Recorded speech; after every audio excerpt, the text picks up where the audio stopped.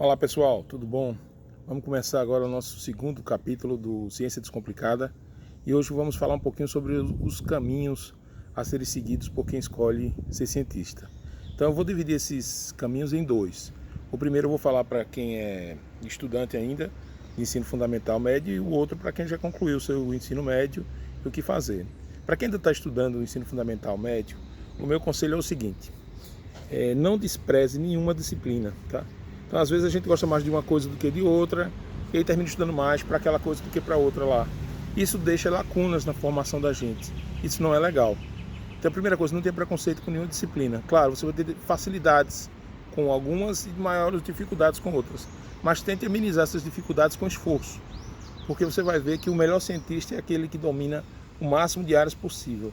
Quando o padrão do cientista na academia é aquele que faz graduação, mestrado, doutorado, pós-doutorado, esse caminho leva a uma especialização muito grande na formação do cientista. Isso é importante, porque se ele quer caminhar na fronteira das coisas, ele precisa saber muito sobre aquilo dali.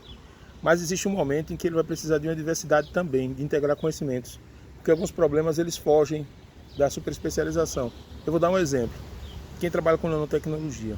Quem trabalha com nanotecnologia precisa saber de física, de química orgânica, química inorgânica, precisa saber de matemática, precisa saber de português para se expressar, tem que ter um português impecável para poder se expressar com seus pares, e a língua oficial da ciência é o inglês, então tem que saber inglês também. Então percebam que tudo isso junto forma a carreira de quem quer trabalhar com ciência dos materiais, e é só um exemplo disso daí. Então eu não posso desprezar, dizer, não gosto de inglês. Se eu defino que não gosto de inglês, isso gera uma lacuna muito grande na minha formação, que eu vou ter que suprir lá na frente. Então aí vem o conselho para quem já terminou o seu ensino médio, ou até já concluiu sua graduação e quer construir uma carreira científica.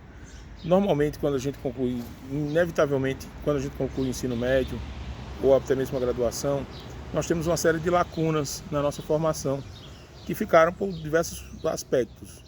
Dá mais um exemplo meu. Meu ensino médio foi na escola técnica.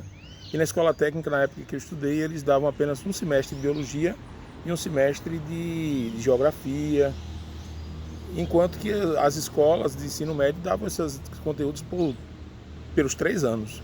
Então significa que eu tinha uma lacuna muito forte em biologia, uma lacuna muito forte em química também, porque o foco da escola técnica era português, matemática e as disciplinas técnicas. Eles queriam formar técnicos, mas para além do técnico eu quis ser físico. Só que aí no decorrer das minhas pesquisas eu comecei a trabalhar com bactéria, e aí descobri que não sabia nada de biologia e tive que ler livros, entender, ler artigos, ver as definições do que são os micro-organismos, etc, etc. Então nada é tão difícil que não possa ser superado.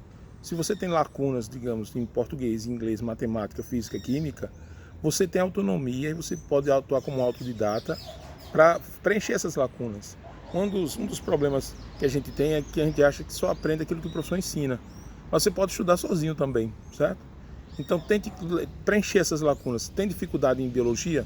Pega um livro de biologia, assiste vídeo no YouTube, verifica questões, resolve problemas. Então assim, você pode ter uma melhor formação sozinho também. Se já passou o tempo, se não tem mais aulas de biologia, pega material na internet. Hoje em dia você não precisa ir para a biblioteca mais, tudo está na internet. Pega no celular, estuda biologia, estuda química e vai acabando aquele preconceito de eu não gosto disso, eu não gosto daquilo. Porque todo mundo, hoje, com a ciência ao ponto que ela vem se desenvolvendo, todo mundo precisa saber um pouco de tudo. Você precisa saber muito da sua área, né? Então, eu me especializei em, computação. Então, naquela área eu preciso saber muito. Mas eu não posso desprezar a sociologia, não posso desprezar a interação com as pessoas, eu não posso deixar de ler textos de psicologia, porque eu vou ter que lidar com gente. E lidar com gente é diferente de lidar com um computador. Então eu tenho que saber lidar com as pessoas, eu estou dentro de um contexto social, eu preciso aprender história para saber que os ciclos se repetem, para entender o que pode acontecer no futuro que está reproduzindo no passado.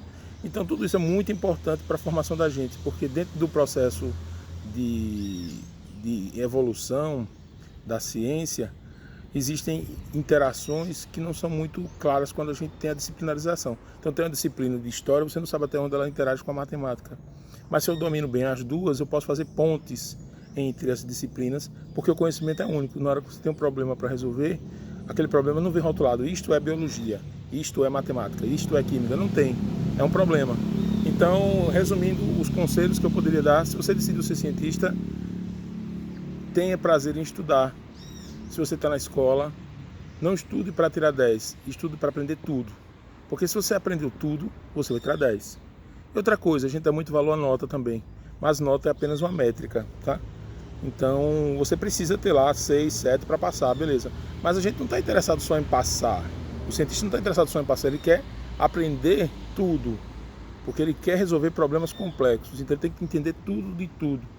E aí, com isso, você precisa questionar o professor, ser participativo na aula, você precisa ler mais, ir além do que o professor está dando na sala de aula. E aí, quando você faz isso, aí você começa a entender que você tem condições de abraçar o mundo com suas próprias forças, certo? Então, tenha prazer em estudar, estude para aprender tudo, e aí, como consequência, você vai ser um ótimo estudante, vai ser um ótimo graduando, vai defender seu mestrado, doutorado com louvor, e daqui a pouco você está fazendo a ciência de qualidade, de ponta, como gostam de falar, uma ciência de excelência, né? Então, um abraço, a gente se vê amanhã com mais um episódio do Ciência Descomplicada. Valeu!